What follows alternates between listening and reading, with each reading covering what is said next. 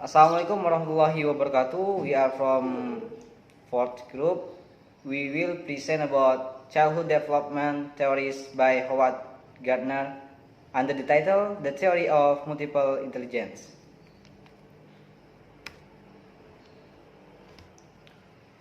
Our members are Alfarisi, Hamida Dwi Andiani, Ivan Fajar Satria, Intan Rosalia, and Lulita Ari Anggraini. The first presentation will be presented by me, Howard Gardner, 1999. I want my children to understand the word, but not just because the word is fascinating and the human mind is curious. I want them to understand it so that they will be positioned to make it a better place. Knowledge is not the same as morality, but we need to understand if we are to avoid past mistakes and move in productive directions. An important part of the understanding is knowing who we are and what we can do. Ultimately, we must synthesize our understanding for ourselves. The performance of understanding that truly matters are the ones we carry out as human beings in an imperfect world, which we can affect for good or for ill. Jadi, Howard ini menginginkan anaknya untuk memahami dunia, tetapi bukan hanya karena dunia ini menarik dan pikiran manusia yang selalu ingin tahu. Dia menginginkan mereka memahaminya sehingga mereka akan memposisikan untuk menjadikan tempat yang lebih baik. Pengetahuan tidak sama dengan moralitas, tetapi kita perlu memahami jika kita ingin menghindari kesalahan masa lalu dan bergerak ke arah yang produktif.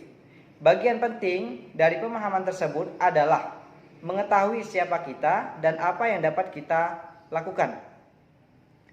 Pada akhirnya, kita harus mensintesis pemahaman yang kita miliki untuk diri kita sendiri dengan kinerja pemahaman bahwa masalah percobaan adalah yang kita lakukan sebagai manusia di dunia, yang tidak semuanya dapat berpengaruh baik ataupun buruk kepada diri kita sendiri. The next presentation will be presented by Hamida Dwi Andiani. Time is yours. Okay, thank you Alfarisi for giving me time. I will explain about the abilities based on Gardner. Gardner believed human intelligence was not just one general ability, but a suite of 8 different abilities which occur in children and adults. Jadi Gardner itu percaya bahwa kemampuan seseorang itu tidak hanya terfokus pada satu kemampuan umum saja, akan tetapi terdiri dari 8 kemampuan yang berbeda yang dialami oleh anak-anak dan juga orang dewasa. Nah, kemampuan-kemampuan itu yang pertama adalah linguistic verbal intelligence, good with word and language. Jadi, kecerdasan linguistik melibatkan kepekaan terhadap bahasa lisan dan tulisan, kemampuan belajar bahasa, dan kemampuan menggunakan bahasa untuk mencapai tujuan tertentu. Kecerdasan ini mencakup kemampuan menggunakan bahasa secara efektif untuk mengekspresikan diri secara retoris atau puitis, dan menggunakan bahasa itu sendiri sebagai alat untuk mengingat informasi. Contoh dari kecerdasan linguistik ini biasanya dimiliki oleh seorang penulis, penyair, pengacara, dan pembicara, yang dimana keempatnya itu membutuhkan atau memiliki kecerdasan linguistik yang tinggi. Yang kedua adalah logical mathematical intelligence, good with numbers and reasoning. Jadi kecerdasan matematika logis terdiri dari kemampuan menganalisis masalah secara logis, melakukan operasi matematika, dan menyelidiki masalah secara ilmiah. Menurut Howard Gardner, hal ini memerlukan kemampuan untuk mendeteksi pola, alasan deduktif, dan berpikir secara logis. Kecerdasan ini juga sering dikaitkan dengan pemikiran ilmiah dan matematika. Yang ketiga adalah visual spatial intelligence, good at visualizing things. Jadi kecerdasan spasial ini melibatkan potensi untuk mengenali dan menggunakan pola ruang yang luas dan kawasan yang lebih terbatas. Yang keempat adalah bodily kinesthetic intelligence, good at body action and physical control. Kecerdasan kinestik jasmani ini memerlukan potensi yang akan digunakan seluruh tubuh atau sebagian tubuh seseorang untuk memecahkan suatu masalah. Ini adalah kemampuan untuk menggunakan kemampuan mental yang akan digunakan untuk mengkoordinasikan gerakan tubuh kita. Menurut Howard Gardner, kecerdasan ini itu menggunakan aktivitas mental dan fisik. Yang kelima adalah musical rhythmic intelligence, good musical skill. Jadi, kecerdasan musik ini melibatkan keterampilan dalam pertunjukan, komposisi, dan apresiasi pola musik. Hal ini juga mencakup kemampuan seseorang untuk mengenali ataupun mengubah nada musik dan ritme sebuah musik. Yang keenam adalah interpersonal intelligence, good at understanding and relating to people. Kecerdasan interpersonal berkaitan dengan kemampuan untuk memahami maksud, motivasi, dan keinginan orang lain. Hal ini memungkinkan orang itu atau seorang individu bisa bekerja secara efektif dengan orang lain. Seseorang yang memiliki kecerdasan interpersonal ini, contohnya adalah seperti seorang pendidik, wiraniaga, pemimpin agama dan politik, serta konselor. Karena semuanya itu membutuhkan kecerdasan interpersonal yang berkembang dengan baik.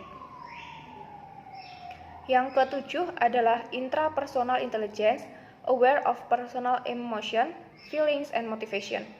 Kecerdasan interpersonal memerlukan kemampuan untuk memahami diri sendiri, menghargai perasaan, ketakutan, dan motivasi seseorang.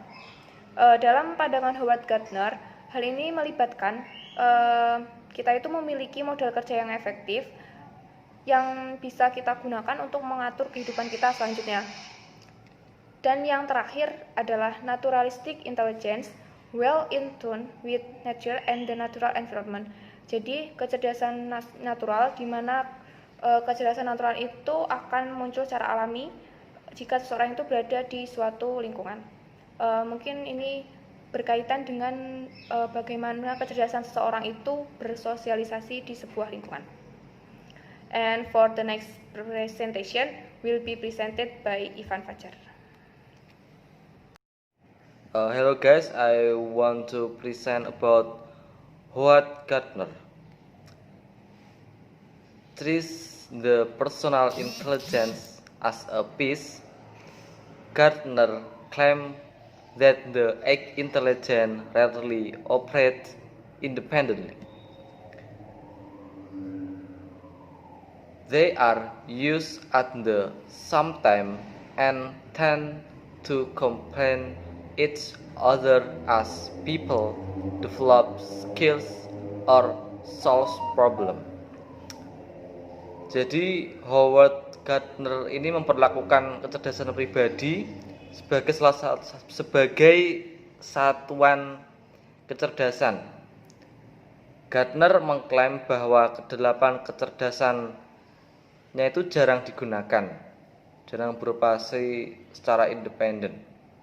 Mereka digunakan pada saat yang sama dan cenderung saling melengkapi saat orang mengembangkan keterampilan atau memecahkan masalah. Okay, the next presentation will be presented by Intan. Okay guys, here I want to explain about two essential claims about multiple intelligence by Howard Gardner.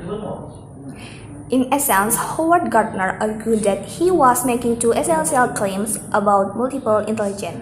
Jadi Howard Gardner pada intinya telah berpendapat bahwa dia telah membuat dua klaim penting mengenai kecerdasan jamak. The first one, the theory is an account of human cognition in its fullness. The intelligence provided a new definition of human nature, cognitively speaking. Human beings are organisms who possess a basic set of intelligences. Yang pertama, teori ini menjelaskan kognisi manusia secara utuh. Kecerdasan memberikan definisi baru tentang sifat manusia secara kognitif. Kognitif sendiri merupakan bagaimana cara kita memperoleh pengetahuan. Kemudian manusia di sini sebagai organisme yang memiliki seperangkat kecerdasan dasar. Number 2, people have a unique blend of intelligences. Howard Gardner argues that the big challenge facing the deployment of human resource is how to best take advantage of the uniqueness conferred on us as a species exhibiting several intelligences. Yang kedua, anak-anak kita atau kita sendiri atau masyarakat kita sendiri memiliki perpaduan kecerdasan yang unik atau kecerdasan jamak itu sendiri. Howard Gardner berpendapat bahwa tantangan yang besar yang kita hadapi dalam penyebaran sumber daya manusia adalah bagaimana cara kita memanfaatkan keunikan yang kita miliki sebagai spesies yang menunjukkan beberapa kecerdasan atau memiliki kecerdasan jamak tersebut. Okay, the next presentation will be delivered by Lulita Ari Anggraini. Okay, thanks for the time that given to me. I would like to present about the conclusion of Howard Gardner multiple intelligence theory.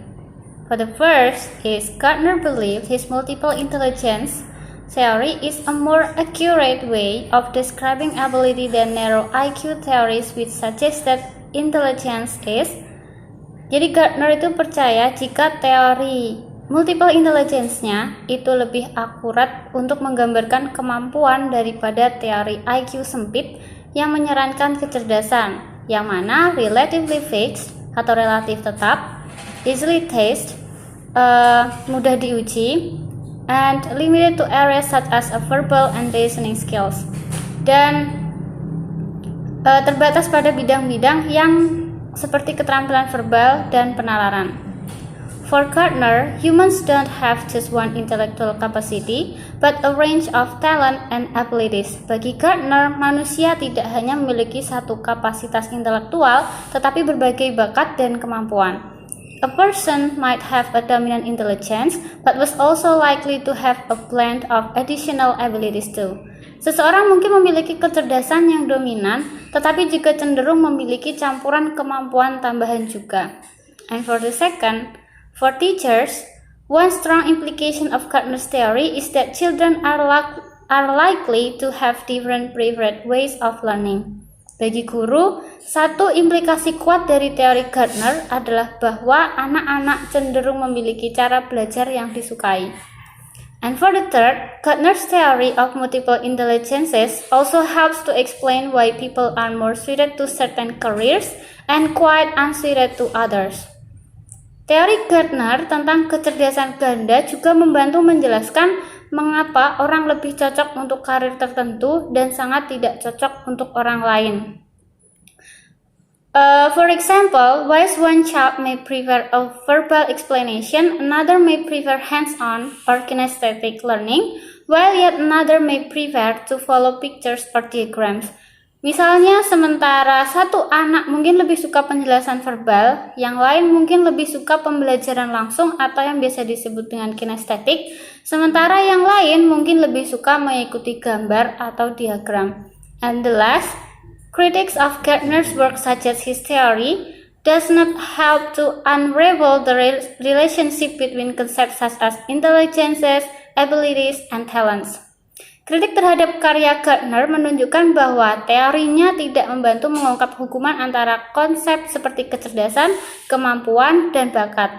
Furthermore, Gardner's model of circular arguments have also been criticized. Lebih jauhnya, cara argumen melingkar Gardner juga dikritik, seperti high musical ability, the same with being good at music, atau kemampuan musik yang tinggi itu sama dengan mahir dalam bermusik, and being good at music the same with having high musical ability, atau menjadi ahli musik itu sama dengan memiliki kemampuan musik yang tinggi. Okay, I think enough for our group's presentation, and we do apologize if we have made mistakes, and thank you. Wassalamualaikum warahmatullahi wabarakatuh.